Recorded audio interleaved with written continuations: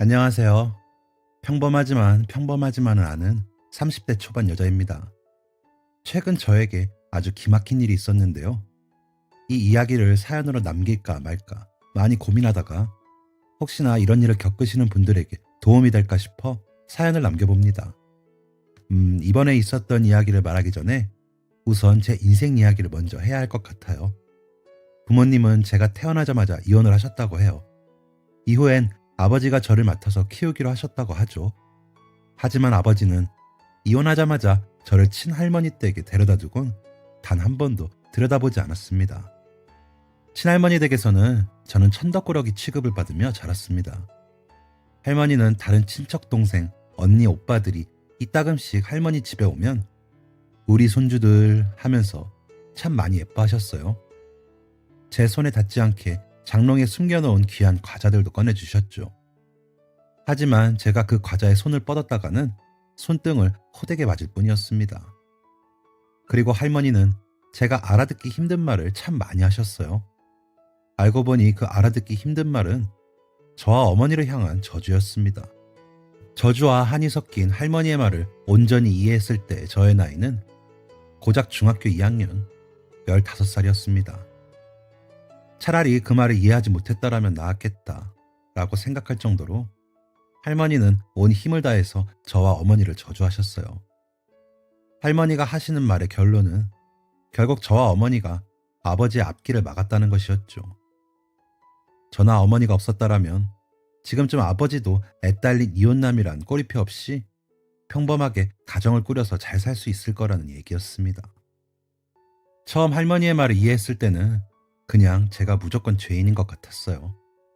정말 내가 태어나지만 않았더라면 모두가 행복했겠다고 자책했죠. 하지만 어느 순간이 되니 태어나게 해달라고 부탁한 것도 아닌데 내가 왜 이런 취급을 받아야 해? 라는 생각이 들었고 이런 생각은 저를 자기 방어적 태도가 강한 아이로 만들었습니다. 저의 내면에는 불만과 불안 그리고 분노가 가득 차 있었어요. 그렇게 저는 내가 나를 지키지 않으면 누구도 나를 지켜줄 수 없다는 생각에 사소한 것에도 상처받고 사소한 것에도 화를 내는 사람이 되기 시작했습니다. 게다가 누군가 저에게 지적을 하거나 문제를 제기하면 곰곰이 생각하고 대화로 풀 수 있는 것도 감정적으로 대처했죠. 어쩔 때는 폭력적인 방법을 쓰기도 했어요. 이렇게 쓰고 나니 너무나 부끄럽지만 그때 저의 이야기를 조금 더 하자면 그때 저는 굉장히 불안정한 야생동물 같았다고 합니다. 이 이야기를 해주신 분은 바로 저의 옆집 아주머니였어요. 갑자기 옆집 아주머니 이야기가 나와서 다소 당황스러우실 것 같은데요. 사실 이 옆집 아주머니는 저에게 친어머니 같은 분이십니다. 그리고 옆집 아주머니는 불안정했던 저를 사람 구실하게 만들어주신 분이기도 하죠. 아마 아주머니가 안 계셨다면 이렇게 앉아서 사연을 쓰는 저도 없었을 것 같네요. 아주머니의 성함은 윤옥이었습니다. 저는 아주머니를 오기 아줌마라고 불렀는데요. 오기 아줌마와의 인연은 제가 중학교 3학년이 됐을 때 아줌마가 저희 집 옆으로 이사를 오면서 시작되었습니다. 그날은 비가 부슬부슬 내리고 있었고 저는 또 할머니에게 흠씬 매질을 당하고 있었어요. 이유는 잘 기억이 나지 않습니다. 빨래를 제때 안 걷어서 그런 건지 아니면 할머니 신발을 정리해두지 않은 건지 뭐 수많은 이유 중 하나였겠죠. 그렇게 제가 할머니에게 회초리를 맞고 있을 때 대문 밖에서 사람 목소리가 들렸습니다. 안녕하세요. 혹시 안에 계신가요? 옆집으로 이사 왔는데 떡 좀 돌리려고요. 노쇠한 몸으로 매질을 하던 할머니의 몸은 땀으로 흠뻑 젖어 있었기 때문에 할머니는 마치 사람이 안에 없는 양 입을 꾹 다물고 있었어요. 무엇보다 집안 꼴이 말이 아니었습니다. 직전에 있었던 난리 때문에 집 바닥에는 온갖 집기류들이 나뒹굴고 있었거든요. 게다가 제 머리는 산발이 되었고 이리저리 생채기가 나 있었으니 남에게 보여줄 꼴은 아니었을 것입니다. 저도 다른 사람에게 보여주기 부끄러운 모습이었기 때문에 그냥 조용히 있었어요. 오기 아줌마는 문 밖에 서서 이상하다. 분명히 사람이 들어가는 걸 봤는데 안 계세요? 라고 말하고 계셨죠. 한참을 기다려도 집안에서 답이 없자 오기 아줌마는 포기했는지 짐을 부스럭부스럭거리며 돌아가는 듯 했습니다. 그렇게 아줌마가 돌아갔다고 생각했던 시점에 멀리서 할머니의 친구분의 목소리가 들렸어요. 에? 옆집에 이사 왔누? 사람이 안에 없어? 그럴 리가 없는데. 이리 줘봐요. 내가 안에 들여다 줄게.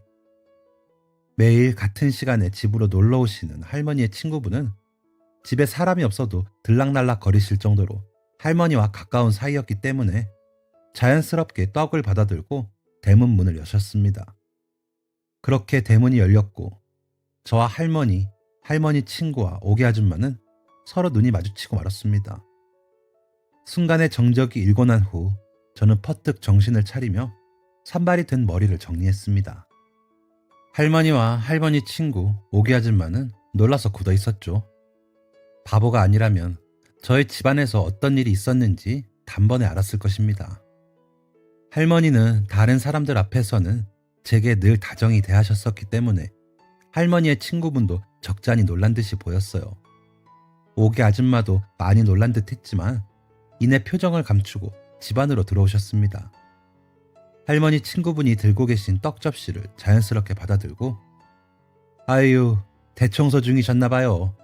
두 분이서 하시니 많이 힘드시겠어요? 라며 마루로 다가왔죠.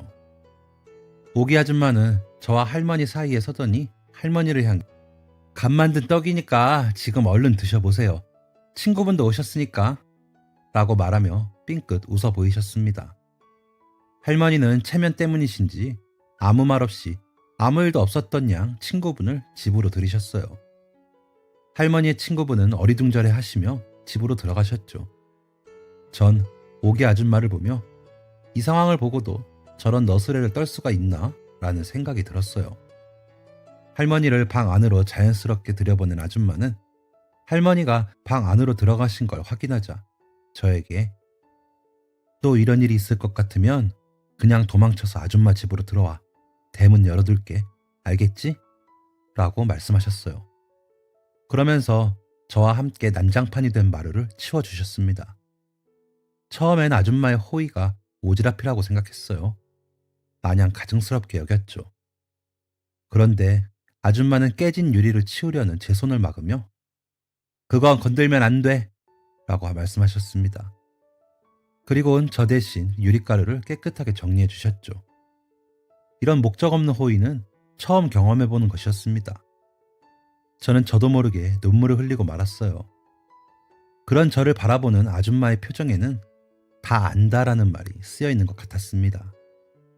그렇게 아줌마는 위험한 것만 서둘러 치워주시고는 아줌마는 이만 갈 테니까 또 그런 일이 있으면 옆집으로 뛰어와. 빨간색 지붕 집이야. 라는 말을 남기고 집으로 돌아가셨습니다. 그 이후에 제가 아줌마의 집에 찾아가는 일은 자주 있었습니다. 앞서 말씀드렸다시피 할머니는 노쇠하셔서 도망가는 저를 잡으러 나올 체력도 없으셨기 때문에 저는 할머니에게서 도망가는 것만으로 할머니의 폭력에서 멀어질 수 있었어요. 처음엔 그저 맞기 싫어서 오기 아줌마 집으로 달려갔습니다. 그런데 어느 순간부터는 꼭 그런 게 아니더라도 아줌마 집으로 가게 되더라고요. 아줌마 집에는 두 아들과 아줌마의 남편이 있었습니다. 아줌마의 가족들은 모두 좋은 사람들이었어요. 큰아들은 군대에 가서 얼굴을 본 건 단 한 번이었지만 일면식도 없는 제가 함께 식탁에서 밥을 먹는데 아무 말하지 않고 자연스럽게 물을 건네주기도 했습니다. 둘째 아들은 당시 고등학교 3학년이었습니다. 매우 중요한 시기고 예민할 법했죠. 그런데도 저를 불편해하지 않고 꽤 잘 챙겨주었습니다. 한 번은 저녁을 먹고 집으로 돌아가려고 하는데 냉장고에서 무언가를 꺼내 건네주더라고요. 딸기우유였습니다. 여자애들은 이런 거 좋아한다던데 가서 먹어 라고 무심하게 이야기하는 오기 아줌마의 둘째 아들은 그 이후로도 종종 저에게 간식을 챙겨주었습니다. 나중에 알게 된 것이었지만 둘째 아들 한영 오빠는 제가 중학교 3학년이라는 사실에 적잖이 놀랐다고 합니다. 너무 마르고 작아서 초등학생인 줄 알았다고 했죠. 아마 제대로 먹지도 못해 야윈 제가 불쌍해 보여서 간식을 챙겨준 게 아닌가 싶네요. 하지만 저와 가장 자주 만났던 사람은 오기 아줌마와 대명 아저씨였습니다. 대명 아저씨는 오기 아줌마를 그대로 복사해 놓은 것 같은 사람이었어요. 저와 가까워진 두 분은 단순히 밥을 챙겨주고 할머니에게서 도망치게 해주는 이웃 정도가 아니었습니다. 이렇게 두 분의 보살핌을 받다 보니 불안정했던 저의 심리 상태도 많이 안정되고 마음속에 있는 불안과 불만들이 조금씩 사라지게 되었습니다. 심리적으로 안정되다 보니 저는 자연스럽게 성적에 신경을 쓰게 되었습니다. 예전엔 목적 없는 삶을 살았지만 이제는 나도 오기 아줌마처럼 행복하게 살고 싶다는 목표가 생겼었기 때문이에요. 두 분은 저에게 공부를 해야 한다고 강요하시진 않았어요.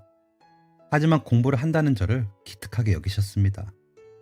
하지만 할머니는 제가 공부를 하고 있으면 여자애가 무슨 공부냐며 회방울로 길수였기 때문에 저는 오기 아줌마의 집을 독서실로 삼을 수밖에 없었어요.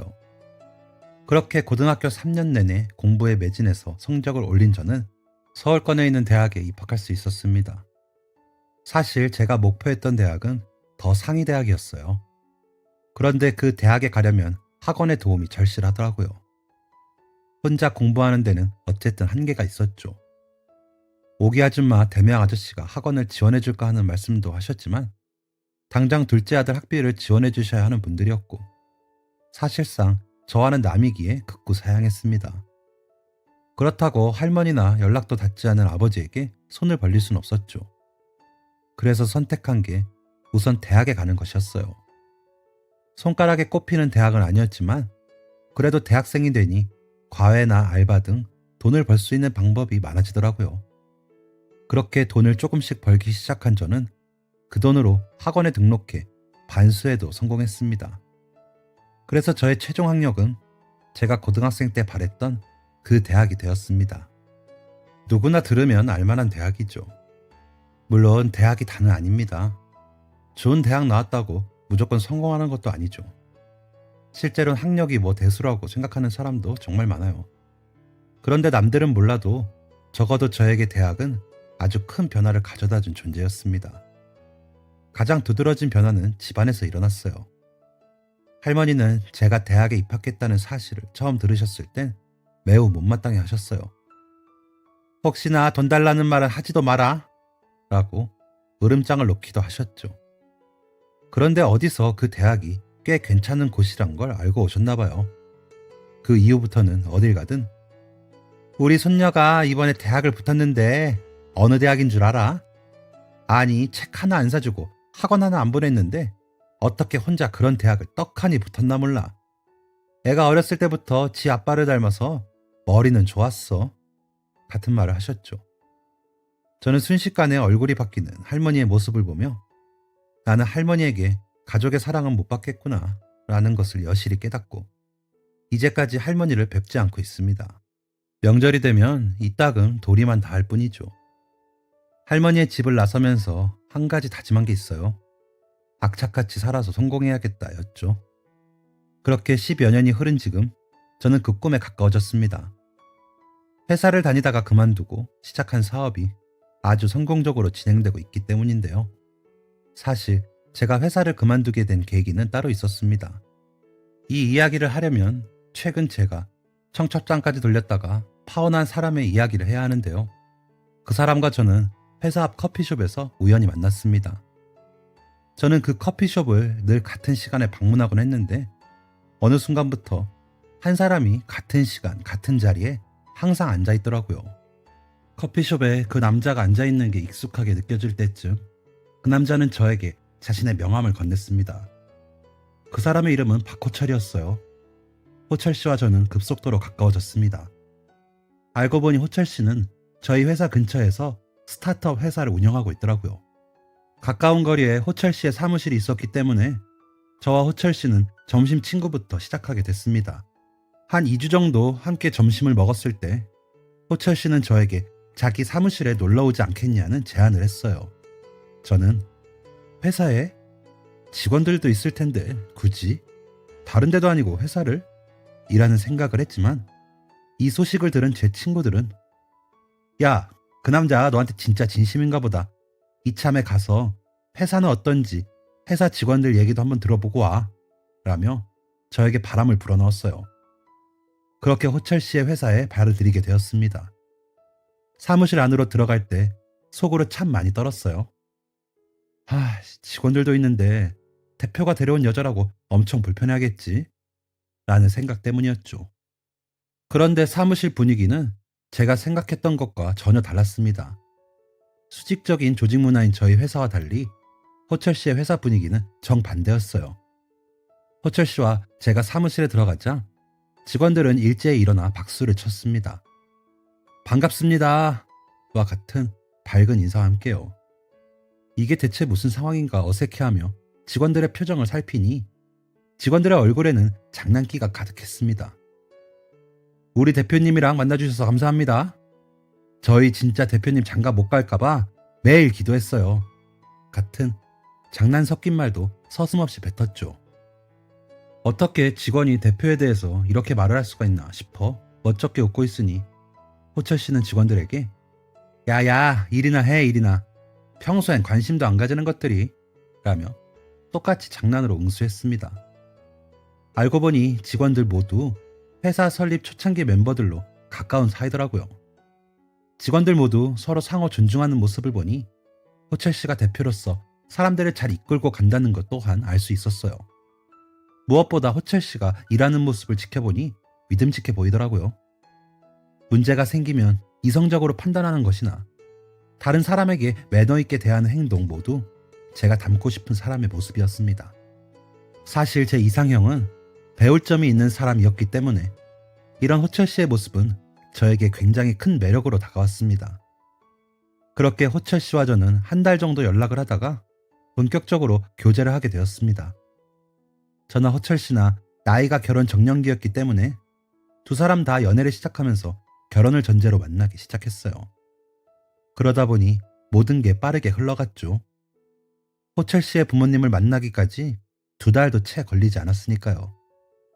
그 전에 제 친구들을 만나기도 했어요. 친구들은 호철 씨에게 사주를 받은 건 아닌지 의심될 정도로 호철 씨에 대한 칭찬을 늘어놓기 바빴습니다. 친구들의 이야기를 듣고 나니 정말 이 사람을 놓치면 다신 이런 사람 같은 좋은 남자를 못 만나겠다는 생각을 하게 될 정도였죠. 그 정도로 호철 씨는 남이 보기에 완벽해 보였습니다. 사실 호철 씨의 부모님을 만나기 전에 오기 아줌마와 대명 아저씨에게 인사를 시키고 싶었어요. 아무래도 어른들이 보시기엔 생각이 다르실 수도 있었으니까요. 그런데 아줌마 아저씨는 저에게 너를 낳아주신 분이 버젓이 살아계시는데 너랑 결혼할 사람을 우리가 먼저 보는 건 도리에 어긋나는 것 같다 라고 말씀하셨죠. 저는 어머니의 생사도 모르고 아버지가 어떻게 살고 계신지도 모르는데 이 사실을 알면서도 저렇게 말씀하시는 아줌마와 아저씨에게 조금 서운한 마음이 들기도 했지만 괜찮았습니다. 충분히 이해할 수 있었죠. 그런데 호철 씨와의 만남을 거절하신 두 분의 마음이 편치 않으셨나 봐요. 대명 아저씨는 저에게 나도 마음이 쓰이지 않는 건 아니야. 그러니까 한영이랑 한일이가 한번 봐보면 어떨까? 어릴 때부터 너를 봐왔으니까 잘 조언해 줄 수 있을 거야. 그리고 남자는 남자가 봐야 한다고 하지 않니? 라고 말씀하셨어요. 저는 아주 좋은 생각이라고 아저씨의 말에 동의하고 한영, 한일 오빠들과 약속을 잡았습니다. 하지만 약속 당일 한일 오빠가 일하는 중에 큰일이 생겨서 약속을 미루게 되었습니다. 그 때문에 오빠들과의 만남보다 호철 씨 부모님을 만나는 게 먼저가 되어버렸죠. 호철 씨의 부모님은 두 분 다 대학 교수의 상당한 재력가였습니다. 교양도 흘러넘치셨고 집도 무려 강남 한복판에 있는 고급 아파트였습니다. 그런데 저는 식사를 하던 도중 한 가지 마음에 걸리는 상황을 목격했습니다. 바로 언뜻 보였던 안방 안에 짐이 한가득 있었던 것이었어요. 그 집에 오래 살았다고 했으니 이삿짐일 리는 없을 테고 잡동사니까지 함께 넣어져 있는 게 꼭 창고 같았습니다. 또 방 내부를 최대한 보이지 않으려고 행동하는 호철 씨 부모님의 행동도 계속 신경이 쓰였어요. 이후로는 이상한 기시감이 이어졌죠. 그럴 때마다 마음을 되잡았지만 저의 촉들은 제게 이건 아니다라고 말해주는 듯 했어요. 찬장도 집안의 인테리어도 그리고 하다못해 몰딩들까지 뭔가 이상하게 어색하고 꾸며진 것처럼 보였습니다. 하지만 제 오해라는 생각을 안 할 수는 없었죠. 이렇게 고급 아파트에 와본 것도 처음이었고, 처음 뵌 분들을 함부로 의심하는 것도 실례니까요. 그렇게 뭔가 찝찝한 첫인사가 마무리되었습니다. 저는 계속해서 마음 한편이 불편했어요.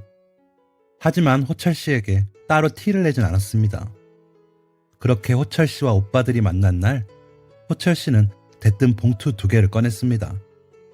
저와 합의되지 않은 행동에 의아해하고 있으니 오빠들이 서둘러 봉투를 열어보더라고요. 이게 뭡니까? 한일 오빠의 말투는 묘하게 차가웠고 옆에 한영 오빠도 표정이 삽시간에 굳어버렸습니다. 아, 청첩장입니다. 두 분한테 가장 먼저 보여드려야겠다 싶더라고요. 선영 씨에게 들어보니 두 분이 선영 씨를 참 예뻐해 주셨다면서요? 그럼 저에게도 형님 같은 분이신데 이렇게 먼저 챙겨드려야죠. 허허. 저는 호철 씨가 미친 줄 알았습니다. 식장도 날짜도 제대로 저와 합의한 게 없는데 이렇게 갑자기 청첩장이라니요. 게다가 당시에 저는 호철 씨를 막연하게 의심하는 상황이었는데 말이죠. 아직도 호철 씨가 왜 그런 행동을 했는지 모르겠어요. 아마 남자답게 결혼을 리드하는 모습을 보여주고 싶었던 거겠죠. 오빠들은 제 반응을 보곤 알만하다 싶었는지 호철 씨에게 맞는 말만 해댔습니다. 한일 오빠는 호철 씨, 부모님만 뵌 거 아니에요? 아직 선영이 집안에는 허락도 못 받았을 텐데 도대체 어떻게 날짜랑 장소가 먼저 나왔는지 모르겠네? 맞는 말이었습니다. 무엇보다 호철 씨의 부모님을 만나고 나서 저는 호철 씨에게 결혼에 대한 직접적인 언급을 한 적도 없었어요. 그런데 호철 씨의 대답은 기가 막혔습니다. 호철 씨는 저를 보고 선영 씨, 허락받을 부모님이 있어요? 그동안 도와주셨다는 형님들 부모님도 친부모님은 아니잖아 라고 말했죠. 저는 이런 이야기를 가족 같은 오빠들이 듣게 한 것이 너무 창피해서 얼굴이 시뻘개졌습니다. 하지만 의외로 오빠들은 침착했어요. 그래요? 뭐 그건 둘이 알아서 하시고 일은 무슨 일을 하신다고 하셨죠? 라며 호철 씨의 개인적인 부분을 질문했습니다. 전 이게 대체 어떻게 흘러가는 상황인가 싶었어요. 그저 얼른 이 자리가 마무리돼서 오빠들에게 사과하고 싶은 마음뿐이었죠. 그런데 대화 도중 중간중간 호철 씨의 말이 끊기는 걸 느꼈습니다. 한일 오빠는 세무사로 일하고 있습니다. 꽤 규모가 큰 회사들의 세무 업무를 담당하고 있죠. 한영 오빠는 강력계 형사고요. 물론 이 사실을 호철 씨는 몰랐습니다. 서로의 직업은 만나서 알면 될 거라고 생각하기도 했고 호철 씨가 의심되는 상황이 닥치니 오빠들의 직업을 말 안 하길 잘했더라고요. 어쨌든 호철 씨는 사업 관련한 세무적인 질문에 단 한 번도 제대로 된 대답을 하지 못했습니다. 저도 아는 기초적인 지식들에는 잘 대답했어요. 그런데 조금만 깊게 들어간 질문에는 하나도 대답하지 못했습니다. 무엇보다 호철 씨를 바라보는 한영 오빠의 표정이 심상치 않았어요. 그렇게 진땀 빼는 만남이 끝나고 저는 오빠들과 함께 오기 아줌마 댁으로 찾아갔습니다. 집으로 들어가면서 저는 계속 오빠들에게 사과했어요. 나한텐 정말 친가족 같은 사람들인데 이런 취급받게 해서 미안해 라고 말이죠. 오빠들은 제 사과에 청첩장 합의된 거 아니지? 좋은 사람은 아닌 것 같아. 그 사람이 별로인 사람인 거니까 너가 사과할 거 없어 라고 저를 위로해 주려고 했지만 제 마음은 여전히 불편했습니다. 아줌마 아저씨와 마주 앉은 오빠들은 부모님과 관련된 이야기만 빼고 있었던 일을 전부 말했습니다. 한일 오빠는 그 사람 회사 대표라고 하지 않았어?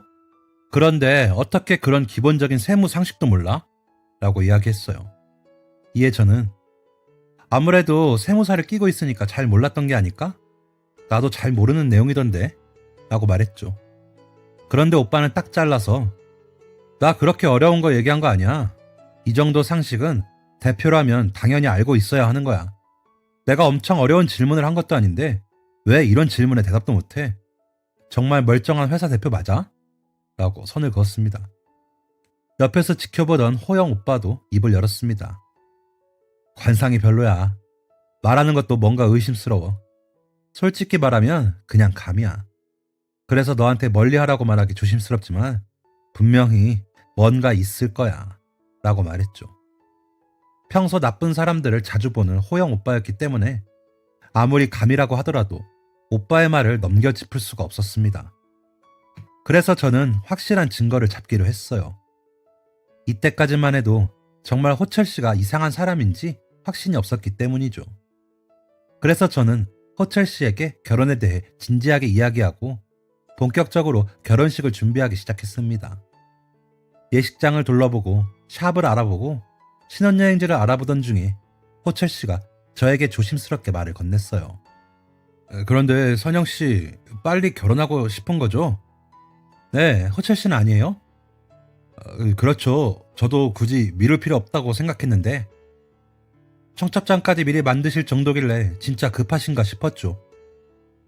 그건 다름이 아니라 선영 씨, 저희 결혼을 조금 미뤄야 할 수도 있을 것 같아요. 저는 여기서부터 신경을 곤두세우고 호철 씨의 이야기를 들었습니다. 그게 무슨 말씀이세요? 얼마나 미룬다는 건데요? 한 1년 정도? 이상했습니다. 그렇게 급하게 결혼식 날짜를 잡더니 갑자기 1년? 무슨 일인 건데요? 왜 1년이나 미뤄지죠? 다름이 아니라 회사에 금전적인 어려움이 생겼는데 그걸 해결해야 선영 씨랑 결혼을 할 수 있을 것 같아서요. 감이 확실히 왔습니다. 저의 모든 감각이 이놈은 사기꾼이다 라는 사실을 말해주고 있었어요. 그래서 저는 표정을 싹 숨기고 정말 안타깝다는 듯이 물었어요. 네? 대체 어떤 일이길래 그러세요? 이제 결혼하면 한 가족인데 그런 어려움은 함께 짊어지고 가야죠. 제 말이 진심처럼 느껴졌는지 호철 씨는 제 눈치를 슬금슬금 살피다 그 방법이 없는 건 아닌데 라고 이야기했습니다. 뭔데요? 제가 해드릴 수 있는 건 뭐든지 해드릴게요. 제 말을 듣자마자 호철 씨는 후다닥 본론을 꺼냈습니다. 선영 씨가 보증을 좀 서주시면 될 것 같아요. 네, 호철 씨가 원하는 건 보증이었습니다. 의심이 확신으로 바뀌는 순간에도 저는 표정 관리를 하며 호철 씨에게 그 정도로 큰 돈이 필요하신 거예요? 호철 씨 부모님한테 빌리는 건 안 되나요? 라고 물었습니다. 그랬더니 호철 씨가 부모님한테 빌리는 게 맞는데 아무리 가족이라도 돈 거래는 확실히 해야 하니까 선영 씨가 보증을 서는 게 어떻겠냐고 이야기하더라고요. 아니, 어느 집안에서 결혼도 안 한 예비 며느리한테 보증을 서라고 시키나요? 제가 난색을 표하니 호철 씨는 선영 씨, 우리 결혼하면 선영 씨 돈이 제 돈이고 그렇게 돈으로 묶이면 저나 선영 씨나 서로 끈끈해지지 않겠어요? 라는 말도 안 되는 헛소리를 했습니다. 제 회사 유망 있고 아주 비전 있는 회사예요. 선영 씨도 직접 와서 보셨잖아요. 그런데도 저를 못 믿으시는 건가요? 돈도 금방금방 돌아서 제가 원금 상환하면 사례도 두둑히 드릴게요. 이 얘기를 듣고도 제가 묵묵부답이자 호철 씨는 급기야 화를 내기 시작했습니다. 됐어요. 이 정도도 못 해준다고 하니 선영 씨와 결혼을 하려고 했던 제가 바보같이 느껴지네요. 이 정도 신뢰도 없이 어떻게 결혼을 하겠다는 건지. 됐습니다. 그러더니 대뜸 자리를 박차고 나간 호철 씨의 뒷모습을 바라보는 저의 마음에는 저 사기꾼을 어떻게 처리하지? 라는 마음뿐이었습니다. 저는 그 길로 오빠들에게 찾아가서 저에게 있었던 일을 다 이야기했습니다. 호철 씨 부모님 집에서 봤던 것들까지 전부 말이에요. 오빠들은 이럴 줄 알았다는 표정으로 제 이야기를 다 들어주었습니다. 그리고 본격적으로 저와 함께 호철 씨를 탈탈 털기 시작했어요. 저는 저를 6개월 동안이나 속여온 호철 씨가 너무나 괘씸했기 때문에 호철 씨의 실제를 낱낱이 까발리기로 했습니다. 또 누군가라면 이런 호철 씨의 모습에 홀랑 넘어가서 사기 당할 수도 있겠다는 생각이 들더라고요. 그래서 또 다른 피해자가 나오지 않도록 사전에 예방해야겠다는 마음을 갖게 되었죠. 한일 오빠는 세무사로 일하며 여러 기업들과 연결이 되어 있었기 때문에 호철 씨의 회사가 어떤 상황인지를 알 수 있었어요. 호철 씨의 회사는 유령회사 그 자체였습니다. 사업자가 있긴 하지만 사업자 명의도 호철 씨 이름으로 되어 있지도 않았죠. 소프트웨어 계열이라고 했는데 그동안의 수입도 전무했습니다. 그리고 제가 봤던 직원은 못해도 10명은 됐는데 실제로 등록된 직원은 단 1명뿐이었다고 하죠. 심지어 한일 오빠는 그 한 명의 직원의 월급이 어떻게 지급되는지도 신기할 정도라고 했습니다. 즉 호철 씨가 미래 지향과 비전을 호언장담했던 그의 회사는 아무것도 없고 별 볼 일 없는 이름뿐인 유령 회사였던 거예요. 이런 회사를 운영하려고 나한테 보증을 서달라고 한다? 말도 안 되는 말이었죠.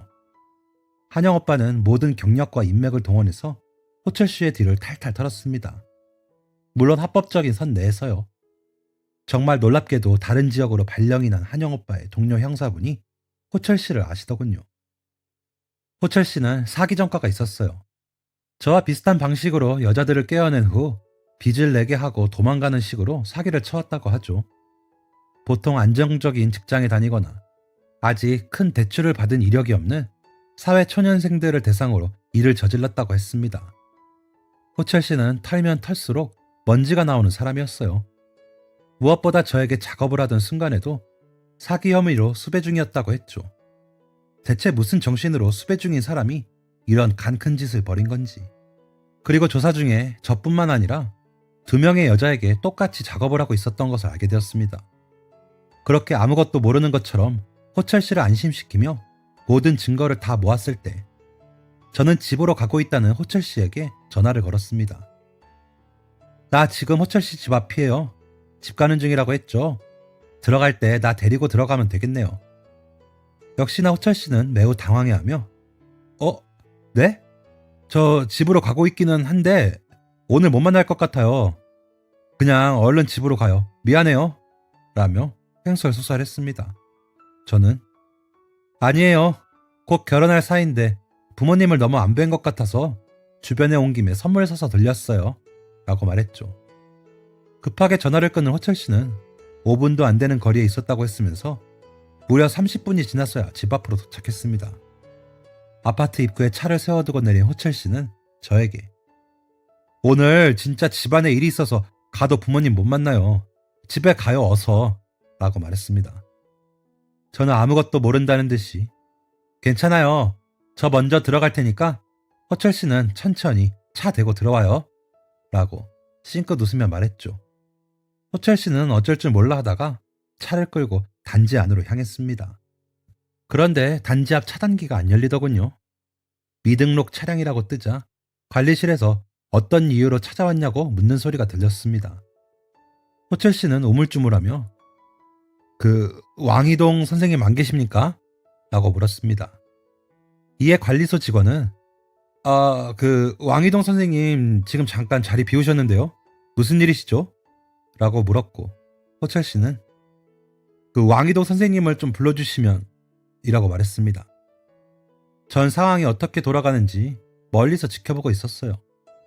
그런데 저 반대편에서 시아버지라고 소개받았던 분이 관리소 직원 유니폼을 입고 걸어오는 게 보였습니다. 그분은 호철 씨의 차를 보자마자 아이고 사장님 어쩐 일로 오셨어요? 오늘은 작업하는 날 아니잖아요. 라며 달려갔죠. 네, 호철 씨가 부모님이라고 소개해줬던 그 사람들은 친부모가 아니었습니다. 아버지라고 소개해줬던 분은 아파트의 관리소 직원이었고 사기칠 때 빈집을 무단으로 사용할 수 있도록 도움을 줬던 사람이었습니다. 유독 생활감 없어 보이는 집안의 이질적인 느낌이 해소되는 순간이었습니다. 그 장면을 보자마자 돌아 나온 저는 다음날 오빠들과 호철 씨에게 작업당했던 2명의 여성을 데리고 호철 씨의 사무실로 찾아갔습니다. 여전히 정말 회사처럼 일하고 있는 사람들을 보니 헛웃음만 나오더군요. 호철 씨는 우르르 들어오는 사람들의 모습에 매우 놀랐다가 제 뒤에 서 있는 2명의 여성을 보자마자 도망가기 시작했습니다. 자신의 사기 행각이 들통난 것을 깨달은 것이었죠. 전 아니었지만 다른 2 여성은 이미 몇 차례 자기 이름으로 돈을 대출받아서 빌려주기까지 했더군요. 이것만으로도 호철 씨를 잡아넣을 명목은 충분했습니다. 온 힘을 다해서 도망갔던 호철 씨는 얼마 가지 않아 한영 오빠에게 잡히고 말았습니다. 이후엔 법대로 처리하면 될 일이었어요. 알고 보니 호철 씨는 조직적으로 움직이는 사기단의 우두머리였습니다. 호철 씨 대신해서 들어간 사람들의 일까지 합치면 지금까지의 사기 건수가 100건은 넘을 거라고 하더라고요. 이런 어마어마한 놈한테 걸려서 인생이 복잡해질 뻔했으니 정말 다행이었죠. 무엇보다 저는 이 일을 겪으면서 만나게 된 2명의 여성분이 저와 비슷한 환경에서 자랐다는 걸 알게 되었어요. 하지만 저희 사이에는 큰 차이가 존재했습니다. 저에게는 오기 아줌마가 계셨고 두 사람에게는 그런 은인이 없었던 것이었죠. 한 번도 사랑을 받아본 적 없던 두 여자는 아무 조건 따지지 않고 자신을 사랑해주는 호철 씨의 모습에 마음이 동했다고 합니다. 그래서 아닌 걸 알면서도 무리하게 대출까지 해가며 호철 씨에게 돈을 가져다 준 것이었죠. 저는 이런 사람들이 또다시 생기지 않기를 바랐습니다. 그래서 안정적으로 다니던 회사를 그만두고 어릴 때 저와 비슷한 환경에서 자라는 아이들을 도울 수 있는 회사를 설립했습니다. 다행히 많은 분들의 도움으로 사업 운영이 잘 이루어지고 있어요. 이 일로 큰 돈을 벌 생각은 없습니다. 다만 제가 은희 아줌마, 대명 아저씨, 가족들에게 받은 그 도움의 손길이 더욱 많은 사람들에게 전해지길 바랄 뿐입니다. 마지막으로 다른 사람들의 약한 부분을 이용해서 사기치는 사람들이 모두 사라지는 사회가 빨리 왔으면 좋겠습니다. 제 사연을 읽어주셔서 감사합니다. 그럼 여러분 모두 행복하세요. 지금까지 사연 들어주셔서 감사합니다. 사연이 재밌으셨다면 구독과 좋아요를 눌러주세요. 감사합니다. 안녕히 계세요.